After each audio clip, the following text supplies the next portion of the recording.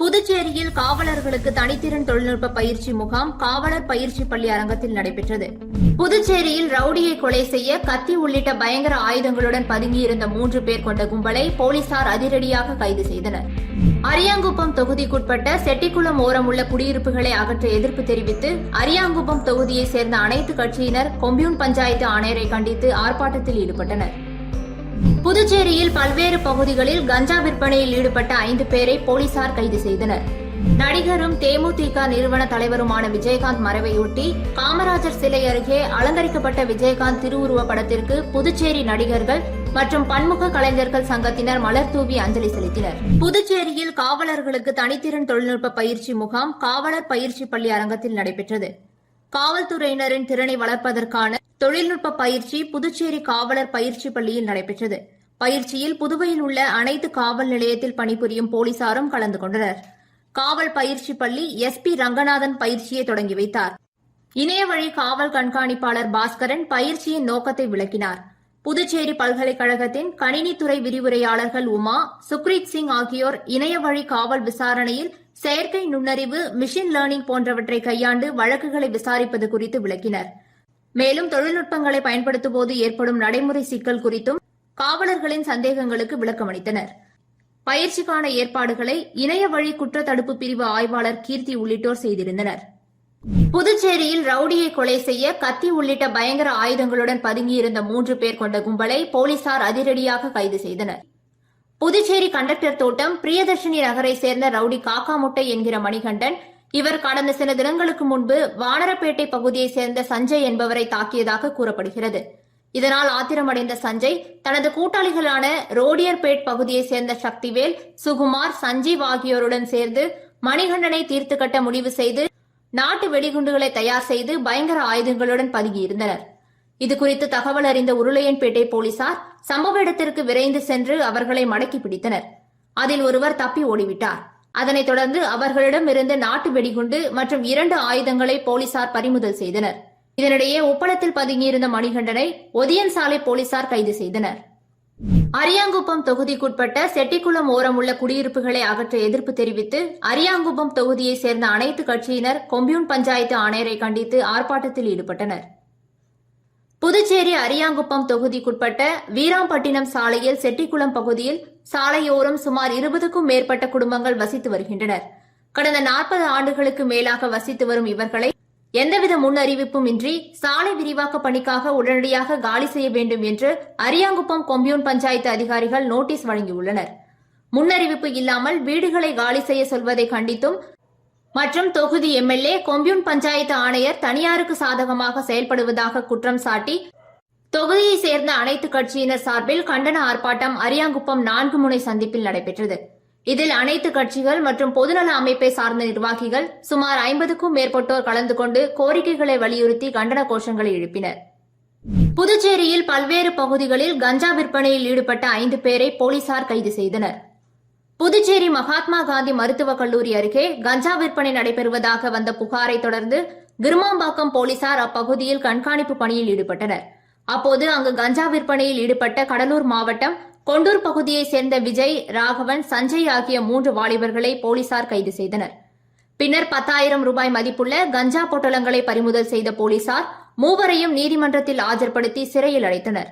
இதேபோல் வில்லியனூர் பகுதியில் கஞ்சா விற்பனையில் ஈடுபட்ட கணுவாப்பேட்டை பகுதியைச் சேர்ந்த ரோஹித் என்பவரையும், முத்தியால்பேட்டை தொகுதிக்குட்பட்ட சோலைநகர் பகுதியில் கஞ்சா விற்பனையில் ஈடுபட்ட பொம்மையார்பாளையம் பகுதியைச் சேர்ந்த சர்வீன் என்ற வாலிபரையும் கைது செய்த போலீசார் அவர்களிடமிருந்து கஞ்சா பொட்டலங்களை பறிமுதல் செய்து சிறையில் அடைத்தனர். நடிகரும் தேமுதிக நிறுவன தலைவருமான விஜயகாந்த் மறைவையொட்டி காமராஜர் சிலை அருகே அலங்கரிக்கப்பட்ட விஜயகாந்த் திருவுருவ படத்திற்கு புதுச்சேரி நடிகர்கள் மற்றும் பன்முக கலைஞர்கள் சங்கத்தினர் மலர் தூவி அஞ்சலி செலுத்தினர். நடிகரும் தேமுதிக நிறுவனருமான விஜயகாந்த் உடல்நலம் குறைவு காரணமாக நேற்று காலமானார். அவரின் மறைவுக்கு அரசியல் கட்சியினர், திரையுலகத்தினர் மற்றும் பொதுமக்கள் இரங்கல் தெரிவித்து அஞ்சலி செலுத்தினர்.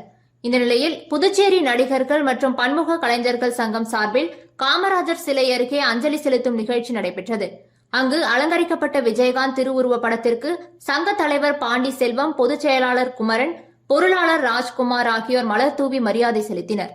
அதனைத் தொடர்ந்து 10க்கும் மேற்பட்ட நிர்வாகிகள் மற்றும் பொதுமக்கள் விஜயகாந்த் திருவுருவ படத்திற்கு மலர் தூவி மரியாதை செலுத்தினர். புதுச்சேரி குயவர்பாளையம் வெள்ளந்தாங்கி ஐயனார் கோவில் உண்டியலை உடைத்து காணிக்கை பணத்தை திருடி சென்ற மர்ம நபர்கள் குறித்து போலீசார் விசாரணை மேற்கொண்டு வருகின்றனர். புதுச்சேரி பேருந்து நிலையம் பின்புறம் குயவர்பாளையம் பகுதியில் வெள்ளந்தாங்கி ஐயனார் கோவில் உள்ளது. இதனிடையே நேற்று காலை வழக்கம் போல் கோவில் நிர்வாகிகள் கோவிலை திறந்தனர். அப்போது கோவில் கதவு பூட்டு உடைந்திருந்தது. உள்ளே சென்று பார்த்தபோது கோவில் மேற்கு பகுதியில் உள்ள உண்டியலில் ஒரு பக்கம் உடைக்கப்பட்டு அதிலிருந்த 10,000 ரூபாய் மதிப்பிலான காணிக்கை பணம் திருடு போனது தெரியவந்தது. இதுகுறித்து அறங்காவலர் குழு தலைவர் மணி கொடுத்த புகாரின் பேரில் உருளையன்பேட்டை போலீசார் வழக்கு பதிவு செய்து விசாரணை மேற்கொண்டு வருகின்றனர். இலங்கை கடற்படையால் கைது செய்யப்பட்ட காரைக்கால் மீனவர்கள் 14 பேரை இலங்கை நீதிமன்றம் விடுதலை செய்துள்ளது. காரைக்கால் அடுத்த கோட்டுச்சேரியை சேர்ந்த மீனவர்கள் 14 பேர் கடந்த 17ஆம் தேதி அதே கிராமத்தை சேர்ந்த சிவசங்கர் விசைப்படகில் கடலுக்கு சென்று இந்திய எல்லையான கோடியக்கரை தென்கிழக்கு பகுதியில் மீன்பிடித்துக் கொண்டிருந்தனர். இவர்கள் எல்லை தாண்டி மீன்பிடித்ததாக கூறி அவ்வழியே ரோந்து வந்த இலங்கை கடற்படையினர் காரைக்கால் மீனவர்கள் 14 பேரையும் துப்பாக்கி முனையில் கைது செய்து விசைப்படகை பறிமுதல் செய்தனர். கைது செய்யப்பட்ட மீனவர்களை இலங்கை சிறையில் அடைத்தனர். இந்நிலையில் நேற்று இலங்கை பருத்தித்துறை நீதிமன்றத்தில் நடந்த விசாரணையில் காரைக்கால் மீனவர்கள் 14 பேரை விடுதலை செய்து உத்தரவிட்டது.